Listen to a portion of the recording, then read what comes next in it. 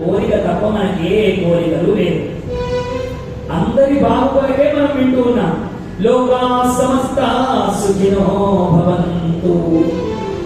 అందరి సుఖమును కోరుతూ ఇంత అద్భుతమైనటువంటి కార్యాన్ని భక్త బృందము ఏర్పాటు చేశారు. గట్టిగా మీకు ఎంత శక్తి ఉందో అంత గట్టిగా చెప్పండి.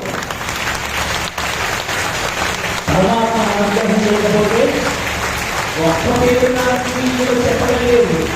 ఎన్ని పేరుతో వాళ్ళు 25 భక్త బృందము, వాళ్ళందరూ నిజంగా ఒక్కరికి కూడా అహంభావములు లేదు.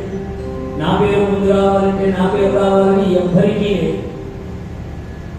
మరి మన సూర్యుని ఎందుకు ముందుకు వేశారు? ఆయన్ని తప్పనిసరిగా వేయాలి. ఎందుకంటే ఆయన రాజు, నిజామాబాద్కే రాజు. ఇప్పుడు ఆయన ఉంటే, ఆయన బొమ్మ ఉంటే మన అందరి బొమ్మలు ఉన్నట్టే. అందుకని ఆయన జరిగినట్టుగా ఏదైతే ధర్మము చెప్పినదో ఆ ధర్మము ప్రకారంగానే ఈ కార్యము నడుస్తూ ఉన్నది. మనం నిన్న చెప్పుకున్నట్టుగా ఎక్కడ ఉన్నా భగవంతుడి మీదనే మనకు చిత్తం ఉన్నట్టు. ఆ పొలంలో పనిచేస్తున్న అత్తగారు కూడా గంట మోగకపోయినా వాడు వచ్చారో నా వెనంతా చేస్తున్నాడు, వాడి దాని దృష్టంతా వాడి మీదే ఉన్నట్టు. సూరన్న ఎక్కడికి వెళ్ళినా తన దృష్టంతా భాగవతం అయితే ఉన్నది. ఆయనే స్వయంగా చెప్పారు.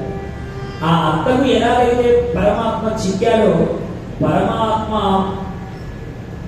అన్న మనసులో ఆయనకు తప్పనిసరిగా చిక్కుతాడు. దాంట్లో ఏమాత్రము అనుమానం లేదు. ఆయనకు చిక్కాడు అంటే మనందరికీ చిక్కినట్టే. ఈ విషయాన్ని మనం బాగా గుర్తుంచుకోవాలి. కాబట్టి భాగవతం అన్న ఈ కల్పవృక్షం కింద మనం కూర్చొని అందరం బాగుండాలన్న సంకల్పంతోనే మనం వింటూ ఉన్నాం. ఇదిగో ఇప్పుడు ఆ గోవర్ధనగిరి కింద మనం అందరం ఉండి అదే సంకల్పం చేత ఈ గోవర్ధనగిరి అన్న ఈ యొక్క ఘట్టాన్ని మనం అందరం కూడా విన్నాం.